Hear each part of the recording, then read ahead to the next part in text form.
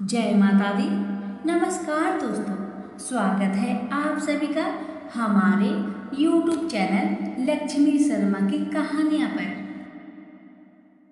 महाप्रसाद जननी सर्व सौभाग्य वर्धिनी आधि व्याधि हरा नित्यम तुलसी द्वयम नमस्तुते। आप सभी प्रिय भक्तजनों को पौष पुत्रदा एकादशी व्रत की हार्दिक शुभकामनाएं। आज के वीडियो में आप सभी श्रवण करेंगे विष्णु भगवान की प्रिय तुलसी माता की कथा। वो भी भक्त श्रद्धा भक्ति के साथ प्रसन्नचित मन से एकादशी के व्रत के दौरान मां तुलसी की कथा का श्रवण करता है, उसकी सभी मनोकामना लक्ष्मी नारायण अवश्य पूर्ण करते हैं। इसलिए प्यारे भक्तगणों, बड़े ही श्रद्धा भाव से इस कथा को श्रवण करें। लक्ष्मी नारायण की कृपा से आप सभी की मनोकामना अवश्य पूरी होगी। प्रेम से बोलिए तुलसी माता की जय। कथा।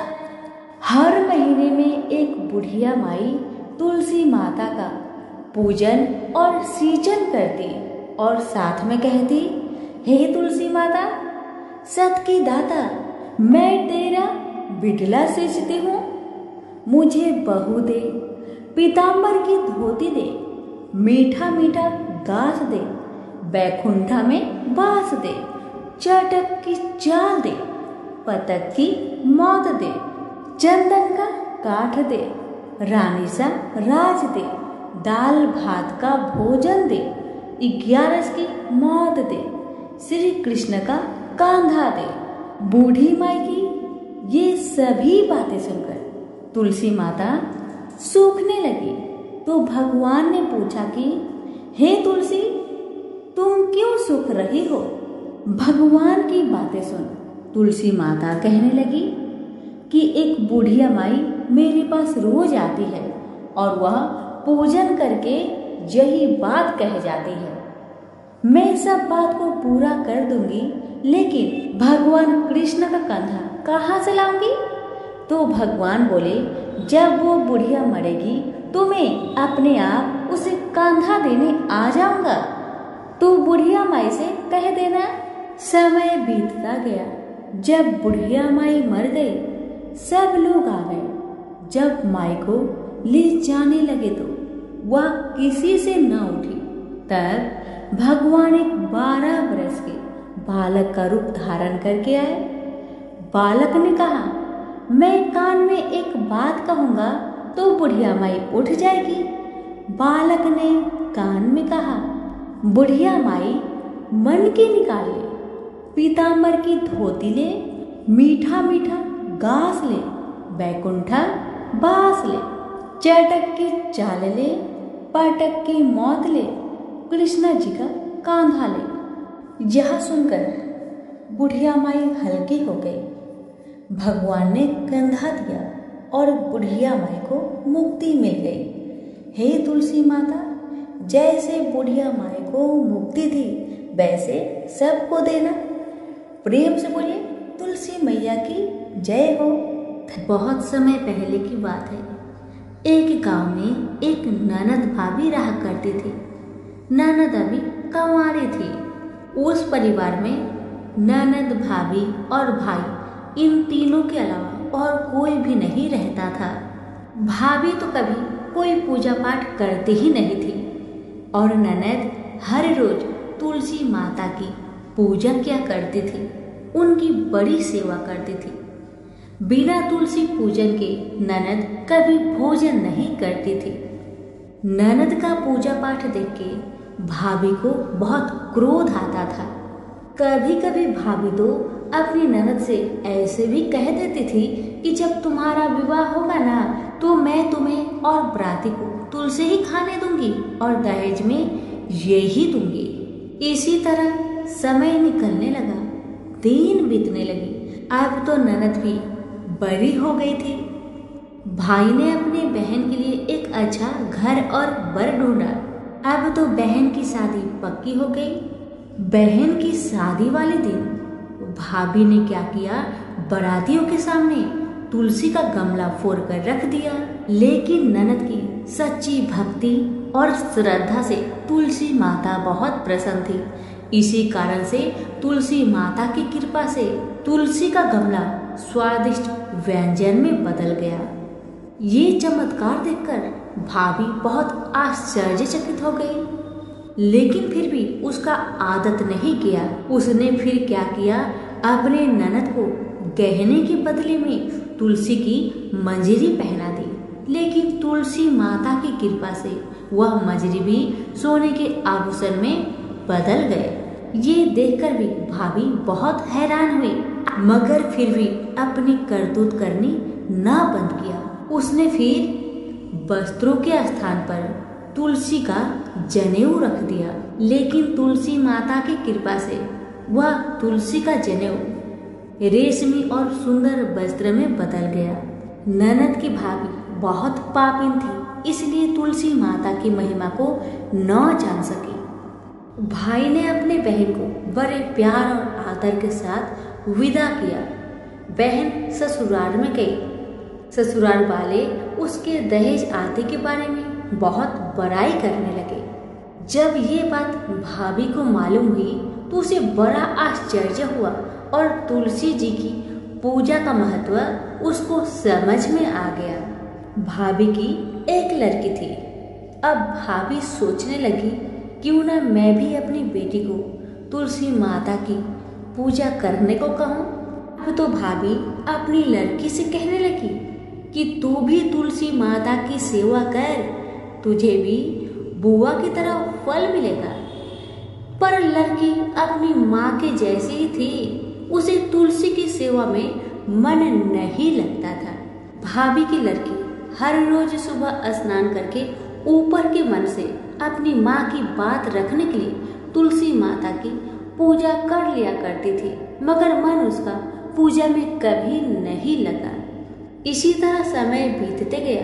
इस बार भाभी ने खुद अच्छा घर और वर देकर अपनी बेटी का विवाह तय किया। और जब विवाह का समय आया तो भाभी ने सोचा, जैसा व्यवहार मैंने अपनी ननद के साथ किया वैसा ही व्यवहार मैं अपनी बेटी के साथ करूंगी, क्योंकि मैंने जो ननद के साथ व्यवहार किया उसी व्यवहार के कारण ननद को इतनी इज्जत मिली थी।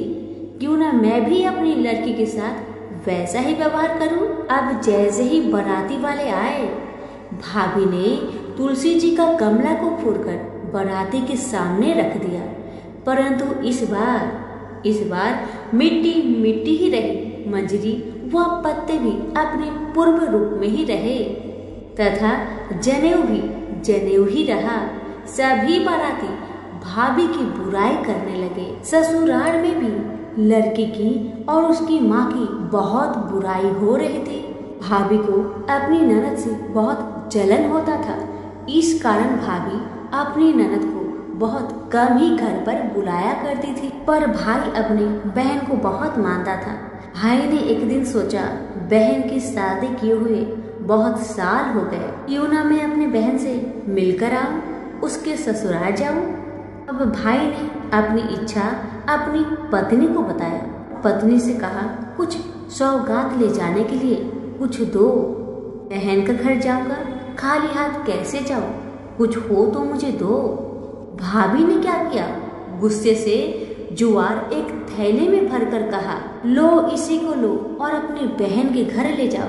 मेरे पास और कुछ नहीं है, यही है, इसी को ले जाओ। बेचारा पति दुखी मन से चल दिया, वही जुआर भरे थैले को लेकर, और मन ही मन में सोचते जा रहा था, भला कोई भाई अपने बहन के ससुराल में जुआर ले जाता है।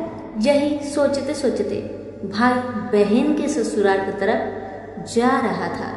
उसने सोचा, ये जुआर बहन के ससुराल ले जाऊंगा तो लोग क्या कहेंगे, क्यों ना मैं इसे गाय को खिला दूं। भाई जब बहन के नगर के समीप पहुंचा और उसने एक गौशाला में गाय के सामने जुआर का थैला उलट दिया। जुआर को उलटता देखकर तब गौपालक ने कहा, ए भाई तुम ये क्या कर रहे हो, सोना मोती गाय के आगे क्यों डाल रहे हो। भाई ने जब नीचे देखा तो सचमुच हीरे मोती सोना चांदी जगमगा रहे थे। भाई ने तुलसी माता के चमत्कार को जान लिया और जोर जोर से तुलसी माता की जयकारा लगाने लगा और सारी कहानी उस गौपालक को बताया था। सोना चांदी हीरा मोती थैले में भरकर बहुत प्रसन्न मन से अपने बहन के घर गया।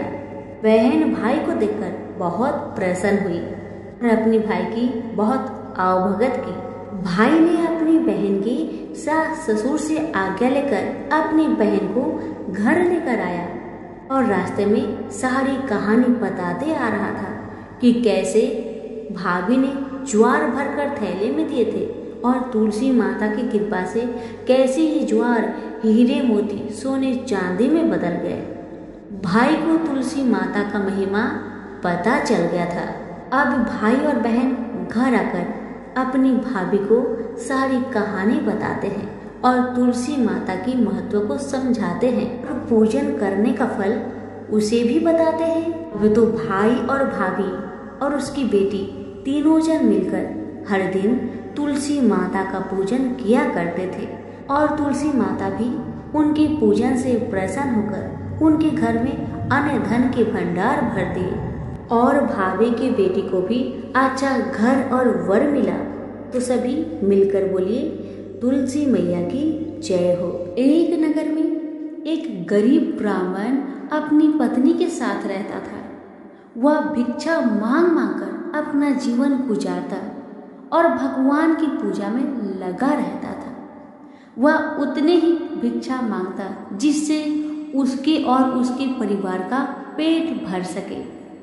उस नगर का राजा बहुत धनवान था और ब्राह्मणों का आदर करने वाला था।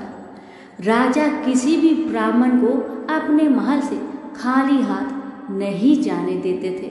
दूर दूर से ब्राह्मण राजा के पास आते और मुंह मांगा दान लेकर आशीर्वाद देते हुए वापस चले जाते थे। एक दिन ब्राह्मण की पत्नी ने ब्राह्मण से कहा कि दूर दूर के ब्राह्मण राजा से मनचाहा दान लेकर चले आते हैं और तुम भी यहाँ रहकर राजा के पास नहीं जाते। जन्म भर में कंगाली का झक झेलूं, आज तुम जाओ और राजा से कुछ मांग कर लाओ।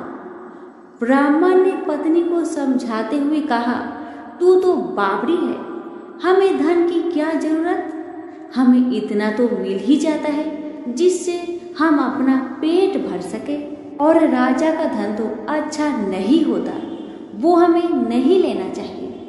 ब्राह्मण की पत्नी जिद पर अड़ गई और बोली, मैं तुम्हारी एक भी बात सुनने वाली नहीं। कब तक हम कंगाली में जीते रहेंगे? तुम तो रोज माला लेकर बैठ जाते हो। अपने बच्चे को क्या खिलाएंगे और क्या पहनाएंगे? जब बच्चे दूसरे बच्चों को पहनते, ओढ़ते और खाते पीते देखेंगे तो उनका भी मन ललचाएगा। अब तुम राजा के पास जाओ, राजा बहुत भला व्यक्ति है, वो हमें मुंह मांगा दान जरूर देंगे। मजबूर होकर ब्राह्मण राजा के महल की ओर चल पड़ा, पर राजा उस समय महल में नहीं था।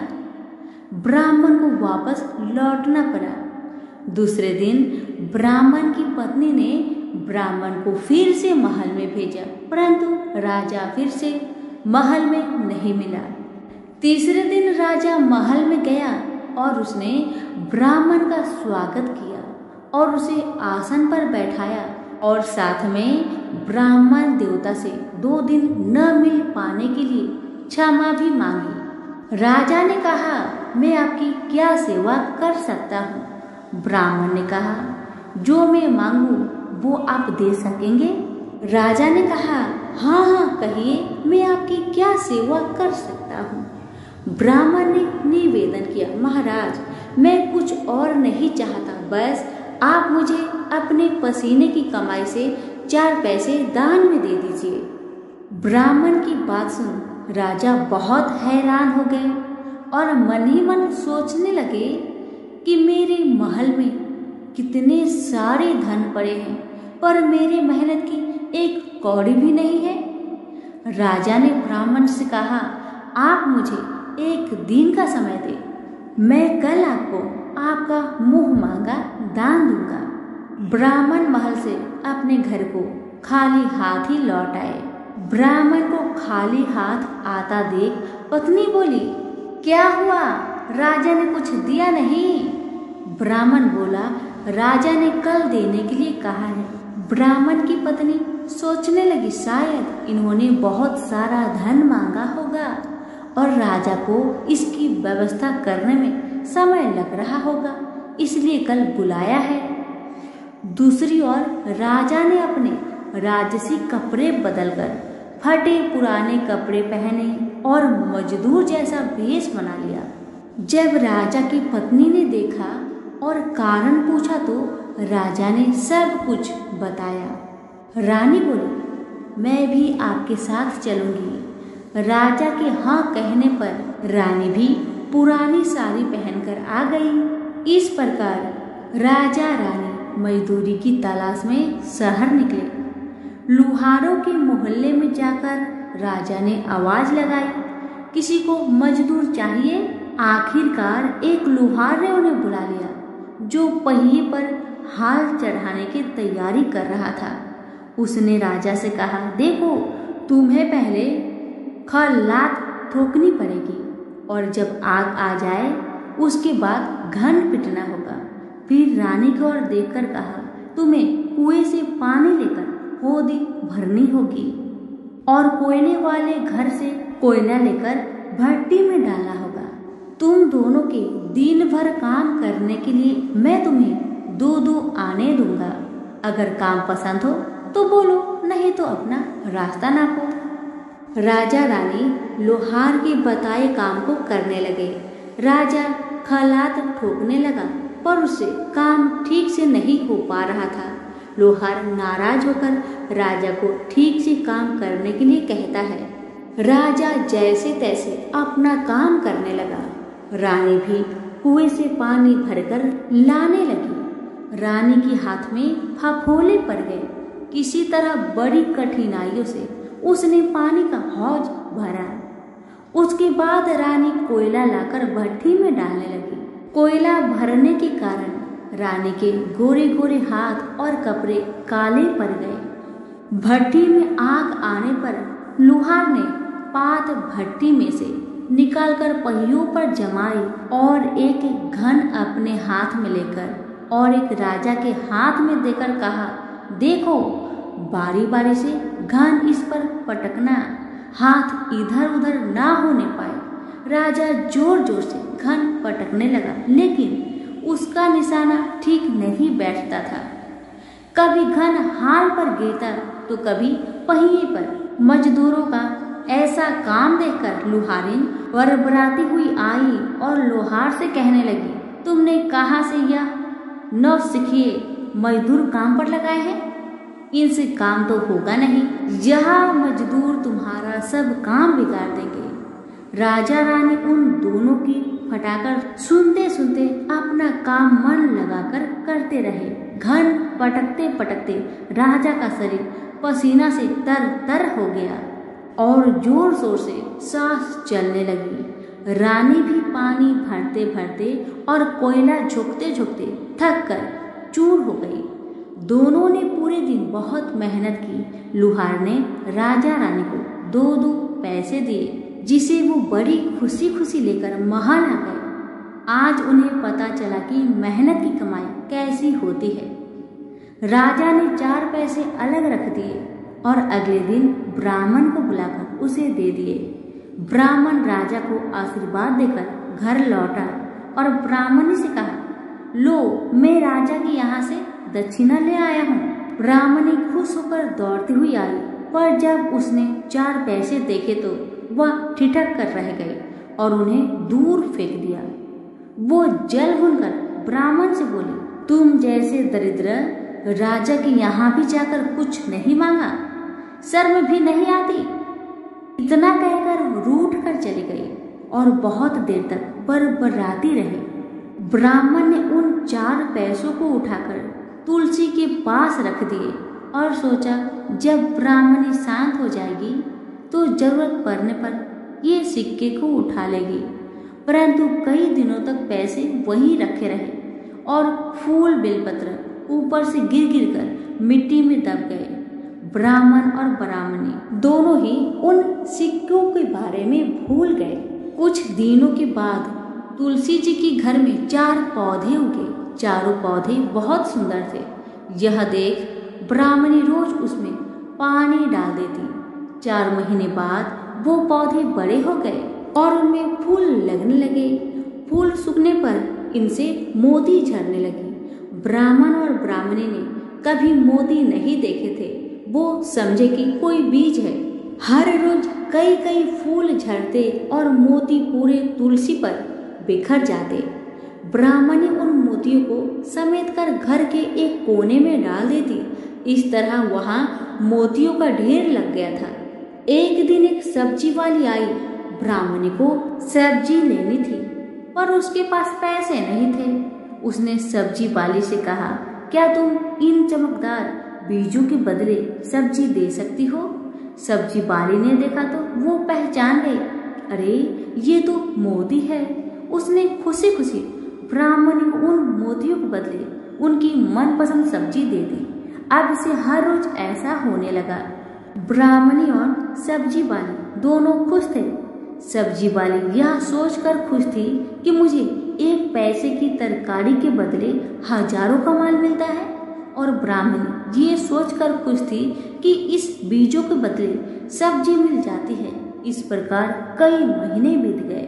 उधर राजा के महल में कई राजहंस थे जो मोती चुगते थे। राजा का यह नियम था, जब राजहंस मोती चुग लेते थे उसके बाद ही राजा और उसका परिवार भोजन करता था। एक समय बाद राजा का सारा धन उन मोतियों और दान देने में खर्च हो गया। अब राजा को मोती खरीदने के पैसे तक नहीं बचे। यह खबर पूरे नगर में फैल गई। ब्राह्मण और ब्राह्मणी को जब यह पता चला तो उन्होंने यही विचार किया कि राजा बहुत दानी और नेक दिल है। उसने अपना सब कुछ दान कर दिया, यहाँ तक कि शायद उनके पास खाने को भी कुछ नहीं है। ऐसा हालत में हमें उन लोगों की सहायता करनी चाहिए। ब्राह्मण ने ब्राह्मणी से कहा, अगर तू कहे तो इसमें से कुछ बीज राजा को दे दूं। तू कहती है इससे सब्जी और खाने की चीज मिल जाते हैं। ब्राह्मणी ने कहा, हाँ, मैं रोज इसके बदले सौदा लिया करती हूँ। ऐसा कहकर ब्राह्मणी 1 टोकरी बीज भर लाई। ब्राह्मण राजा के पास पहुंचा और उसे वो मोती दिए और राजा को सारी बात बताई। राजा उन मोतियों को देखकर चौंक गया। उसने मोती राजहंस को दिए। राजहंस उन्हें चुगने लगे। यह देख राजा ने ब्राह्मण से कहा, एक एक मोती सैकड़ों रुपए का है। सच बताए आपके पास इतने मोती कहाँ से आए? ब्राह्मण बोला, महाराज, ऐसे बीज तो हमारे घर पर बहुत है। और राजा को पूरी बात बताई। राजा अपने मंत्रियों के साथ ब्राह्मण के घर पहुंचे और उन चारों पेड़ों को देखा। पूछताछ में उन सिक्के वाली बात सामने आ गई। जब पेड़ों को देखा तो उनकी जड़ के पास वही सिक्के चिपके हुए थे। आज ब्राह्मण और ब्राह्मणी को मालूम हुआ कि उनके पास लाखों करोड़ों की दौलत है, जिसे वो साधारण बीज समझते थे। ब्राह्मण ने सोचा कि मेरे लिए यह धन किस काम का? ऐसा सोच ब्राह्मण ने सारे मोती राजा को दान में दे दिए। राजा की आंखें भी खुल गई। मेहनत के धन की कीमत उन्हें मालूम पड़ गई। उस दिन राजा ने प्रण कर लिया कि मैं खजाने के पैसे से एक भी पैसा अपने खर्च में नहीं लगाऊंगा। अपना खर्च मेहनत करके चलाऊंगा। खजाने और ब्राह्मण के दान से राजा ने जनता का हित में कई धर्म कर्म के काम शुरू कर दिए। हे तुलसी माता, जैसे आपने ब्राह्मण परिवार पे अपनी कृपा बरसाई, वैसे ही आपकी कथा कहने वाले, सुनने वाले, पुकारे भरने वालों पर अपनी कृपा सदा बनाए रखे। तो प्रेम से बोलिए तुलसी मैया की जय हो। पुराणों में बताया गया है कि एक बार भगवान गणेश गंगा नदी के किनारे तपस्या कर रहे थे। इसी कालावधि में धर्मात्मज की कन्या तुलसी विवाह की इच्छा लेकर तीर्थ यात्रा पर निकली। देवी तुलसी सभी तीर्थ स्थल का भ्रमण करते हुए गंगा के तट पर पहुंची। गंगा तट पर देवी तुलसी ने देखा कि युवा गणेश जी तपस्या में लीन थे। शास्त्रों के अनुसार तपस्या में विलीन गणेश जी रत्न जटित सिंहासन पर विराजमान थे। उनके समस्त अंगों पर चंदन लगा हुआ था। उनके गले में परिजात पुष्प के साथ स्वर्ण मणि रत्नों के अनेक हार पड़े थे। उनकी कमर में अत्यंत कोमल रेशम का पीतांबर लिपटा हुआ था। तुलसी श्री गणेश के इस सुंदर स्वरूप पर मोहित हो गई। उसके मन में गणेश से विवाह करने की इच्छा जागृत हुई। तुलसी ने विवाह की इच्छा से उनका ध्यान भंग किया। तब भगवान श्री गणेश ने तुलसी द्वारा तप भंग करने को अशुभ बताया और तुलसी की मनसा जानकर स्वयं को ब्रह्मचारी बताकर उसके विवाह प्रस्ताव को नकार दिए। विवाह प्रस्ताव ठुकराने पर तुलसी ने नाराज होकर गणेश जी को श्राप दिया कि उनके एक नहीं बल्कि 2 विवाह होंगे। इस पर श्री गणेश ने भी तुलसी को श्राप दे दिया कि तुम्हारा विवाह एक असुर से होगा। एक राक्षस की पत्नी होने का श्राप सुनकर तुलसी ने गणेश जी से माफी मांगी। तब गणेश जी ने तुलसी से कहा कि तुम्हारा विवाह शंखचूड़ राक्षस से होगा, किंतु फिर तुम भगवान विष्णु और श्री कृष्ण को प्रिय होने के साथ ही कलयुग में जगत के लिए जीवन और मोक्ष देने वाली होगी। पर मेरी पूजा में तुलसी चढ़ाना शुभ नहीं माना जाएगा। तब से ही भगवान श्री गणेश जी को पूजा में तुलसी चढ़ाना वर्जित माना गया है। प्रेम से बोलिए गणेश जी की जय, तुलसी जी की जय।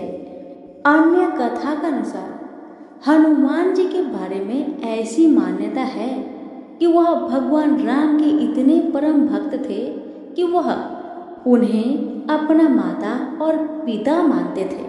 हनुमान जी को जब भी कोई चिंता या परेशानी होती तो वह इस बारे में सबसे पहले अपने प्रभु श्री राम और माता सीता को बताया करते थे।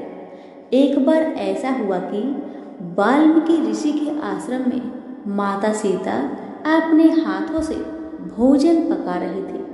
पवन सुत आए और बोले, हे माता, मुझे बहुत जोर से भूख लग रही है, भोजन दे। सीता जी ने अपने हाथ का बना गर्मा गर्म खाना हनुमान जी को दे दिया। हनुमान जी सारा भोजन चट कर गए और फिर भी उनकी भूख नहीं मिटी। यहाँ तक कि धीरे धीरे भंडार गृह खाली होने लगे। तब माता सीता ने राम जी के कहने पर हनुमान जी को खाने के साथ एक तुलसी पत्र दे दिया। तुलसी पत्र को खाते ही हनुमान जी का पेट भर गया और उनकी भूख शांत हो गई। तभी से हनुमान जी की भोग में तुलसी दल को शामिल करने की परंपरा चली आ रही है। प्रेम से बोलिए पवन पुत्र हनुमान की जय, तुलसी मैया की जय। धन्यवाद।